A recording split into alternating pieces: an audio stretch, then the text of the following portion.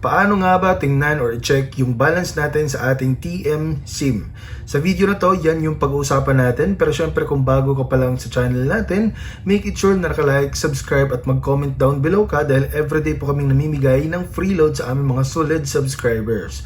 So, simulan na natin. No? So, napakasimple lang kung paano nga ba natin i-check yung ating balance sa ating CM. So, number 1, pwede natin i-dial yung *143 number sign.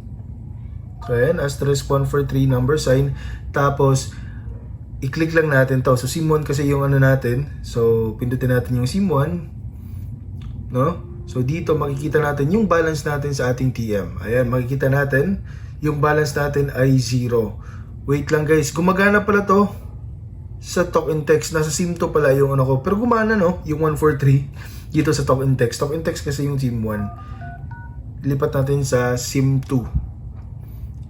Ito yung ano natin, SIM card dito sa SIM2 nakalagay. So, hintayin lang natin.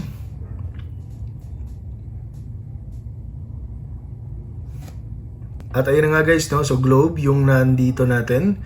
So, ayan, makita natin yung balance natin. At ulitin nga natin, gumagana pala dito sa talk and text. Hindi ko lang alam kung gumagana din tong *143 sa Smart. Pero, as you can see naman na nag-pop up talaga, ano? So, yun lang guys at pa-subscribe.